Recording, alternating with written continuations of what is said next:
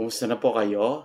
Sa araw pong ito ay patuloy natin na dakilain ang Panginoon, parangalan sa Kanya pong katapatan, kadakilaan. Siya po ang ating Panginoon. Laging handa na tayo po ay katagpuin. Kung meron man tayo mga panalangin sa ating mga puso, mga hinahangad sa ating mga buhay, sabi ng Panginoon sa Kanyang salita sa Jeremiah chapter 33 verse 3, "Call to me and I will answer you and show you great and mighty things that you never know."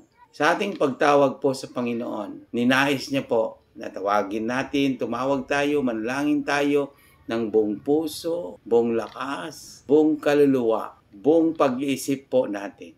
At patuloy natin nakamtin ang katugunan ng Panginoon sapagkat siya po ay patuloy na tumutugon at siya ay sovereign God na may control ng lahat ng bagay. God bless you.